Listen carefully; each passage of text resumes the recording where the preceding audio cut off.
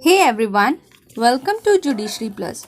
हम अपने चैनल पे CBI असिस्टेंट पब्लिक प्रोसिक्यूटर और पब्लिक प्रोसिक्यूटर की प्रीवियस ईयर क्वेश्चन डिस्कस कर रहे हैं, जिसमें हमने 2017 के पेपर फुल्ली डिस्कस कर लिया है, जो कि आपको प्लेलिस्ट में मिल जाएगी।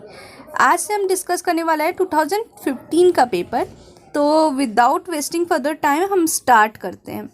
तो हमारा क्वेश्चन नंबर 1 जो है ये हमें कह रहा है the committee recommending the appointment of central vigilance commissioner consist of. जो कमिटी रिकमेंड करती है सेंट्रल विजिलेंस कमिश्नर के अपॉइंटमेंट के लिए, उसमें कौन कौन से मेंबर होते हैं?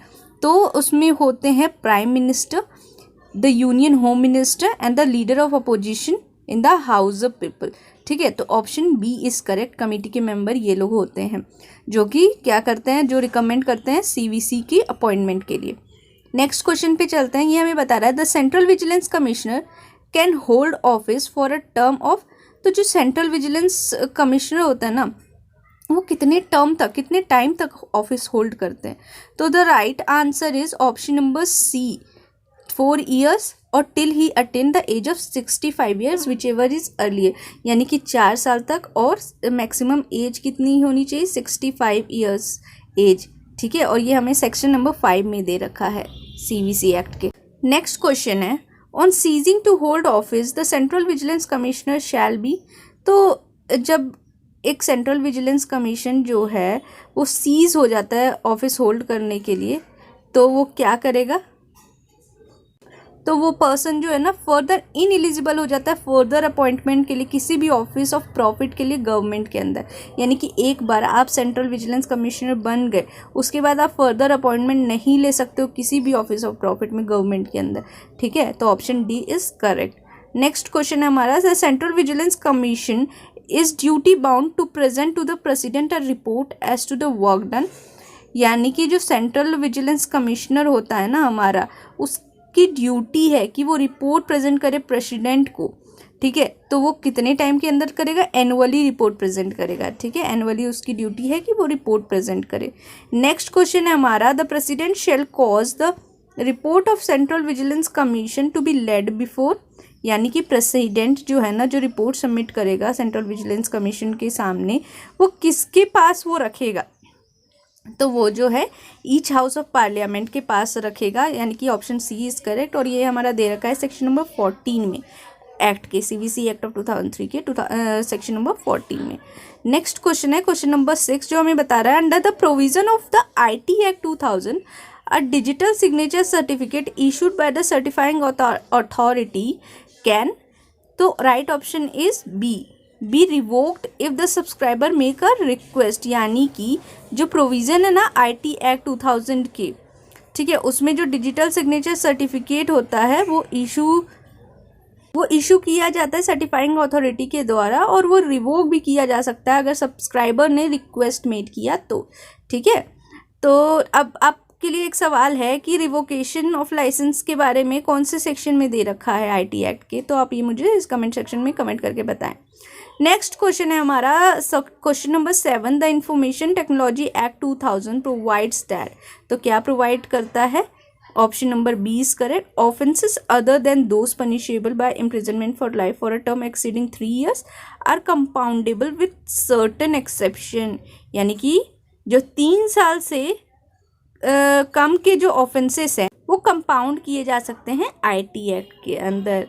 ठीक है, इसका भी सेक्शन आप मुझे कमेंट सेक्शन में कमेंट करके बताएं कि किस सेक्शन में कंपाउंडिंग के बारे में बताया गया IT एक्ट के ऑफेंसेस के लिए। ठीक है, अब नेक्स्ट क्वेश्चन है हमारा question number 8 for the purpose of section number 13 of IT act 2000 if the originator or the addressee has more than one place of business which of the following shall be the place of business. यानी कि section 13 जो है information technology act 2000 का, उसमें अगर originator और addressee का एक से ज़्यादा प्लेस ऑफ बिजनेस है, तो हम किसको हम प्लेस ऑफ बिजनेस मानेंगे? तो हम इसको मानेंगे प्रिंसिपल प्लेस ऑफ बिजनेस को ना हम प्लेस ऑफ बिजनेस मानेंगे। या ऑप्शन सी करेक्ट हो जा रहा है। अब आपसे कभी कभी पूछ सकता है कि ओरिजिनेटर का जो डेफिनेशन है वो कहाँ दे रखा है? तो वो सेक्शन नंबर 2ZA में दे रखा है, याद रखिएगा। ठीक है, अब नेक्स्ट क्वेश्चन पे चलते हैं। ये हमें बता रहा है under the provision of the IT act 2000 cyber cafe means. Cyber cafe का मतलब क्या होता है इंफॉर्मेशन टेक्नोलॉजी एक्ट में?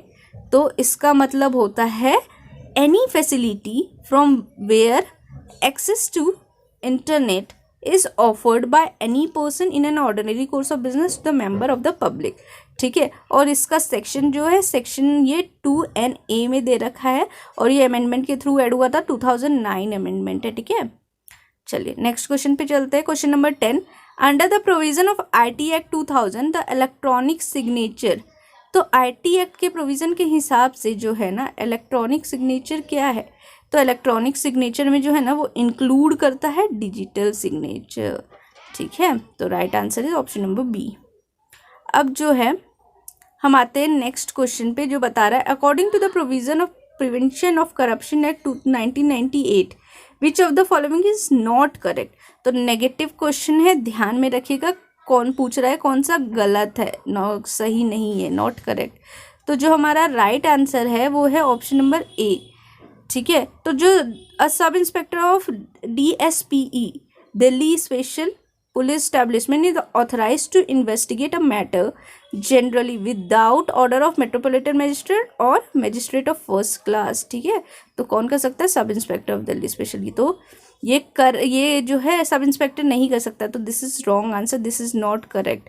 ठीक है, तो और बाकी तीनों ऑप्शन भी हम चेक कर लेते हैं। तो in Ahmedabad assistant commissioner of police is authorized to investigate a matter generally without an order of metropolitan magistrate or magistrate of first class, तो दिस इज राइट आंसर।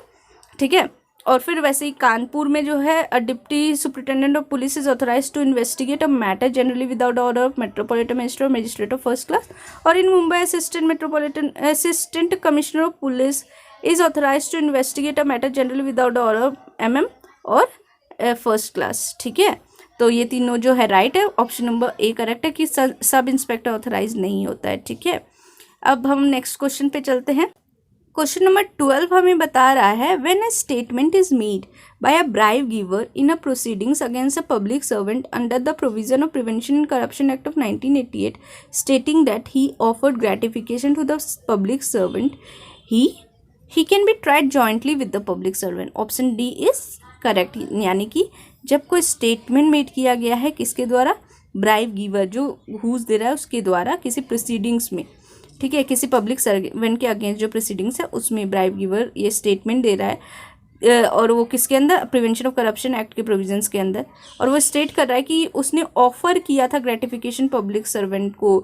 तो ऐसा नहीं है कि सिर्फ पब्लिक सर्वेंट जो है वो लायबल होगा, बल्कि ये भी जॉइंटली लायबल हो जाएगा पब्लिक सर्वेंट के साथ साथ। ठीक है, नेक्स्ट क्वेश्चन है हमारा question number 30, the prevention of corruption act 1988 provides for punishment of offence committed by.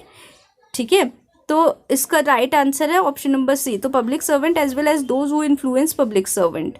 ठीक है, and abet the commission of offence by the public servant, यानी कि पब्लिक सर्वेंट के साथ साथ वो पर्सन भी जिसने अबेट किया या इन्फ्लुएंस किया पब्लिक सर्वेंट को, वो भी लायबल हो जाएगा इस प्रिवेंशन ऑफ करप्शन एक्ट 1988 के अंदर।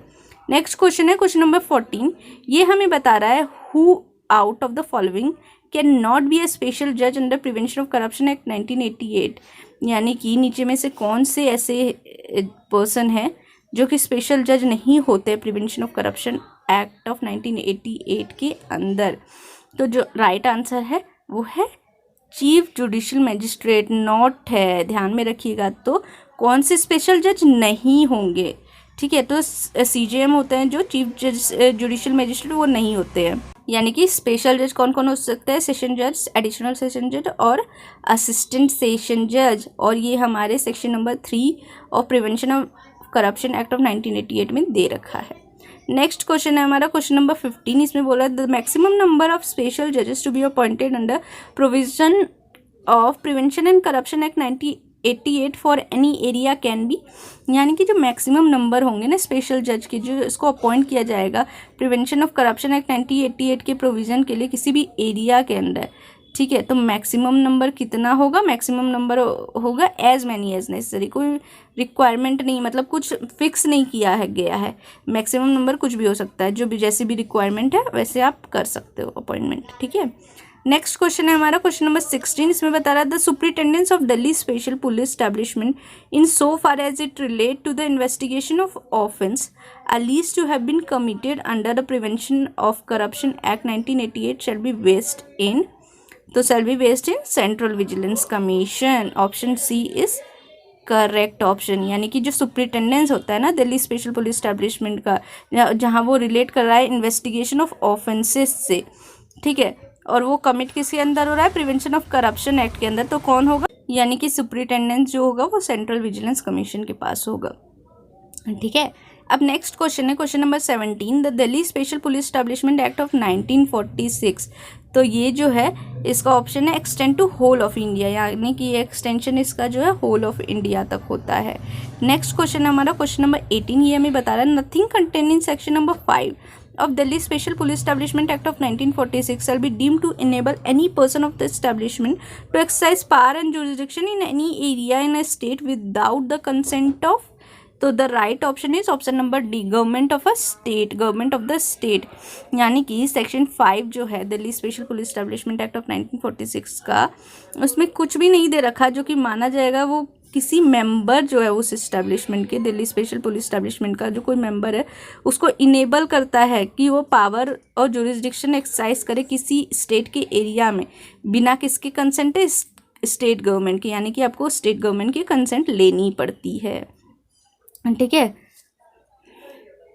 अब नेक्स्ट क्वेश्चन हमारा, the director Delhi special police establishment shall hold office for a period not less than, तो जो डायरेक्टर होते हैं ना दिल्ली स्पेशल पुलिस एस्टैब्लिशमेंट के अंदर, ठीक है, वो कितने टाइम तक होल्ड करते हैं ऑफिस, वो 2 साल तक करते हैं, तो right answer is option number B. फिर जो नेक्स्ट क्वेश्चन है क्वेश्चन नंबर 20, ये हमें बता रहा है Delhi special police establishment is empowered to investigate, तो वो किस तरह के ऑफेंसेस इन्वेस्टिगेट करता है, तो जो भी ऑफेंसेस नोटिफाइड किए जाते हैं सेंट्रल गवर्नमेंट के द्वारा वो वैसे सारे ऑफेंस इन्वेस्टिगेट करता है। ठीक है, सो आज हम इतना ही रखते हैं, हम थोड़ा थोड़ा पोर्शन ही करेंगे। मैं फ्रिक्वेंटली जो एग्ज़ाम से पहले 2-3 वीडियोस और ला दूंगी आपके लिए ताकि आपका पूरा पोर्शन कवर हो जाए, और अगर ज़्यादा वीडियो लंबा होता है तो आपका इंटरेस्ट खोने लगता है, इसलिए मैं छोटी वीडियोज़ रख रही हूँ। तो this is all by my side, this is advocate Twinkle just signing off today's session. Thank you.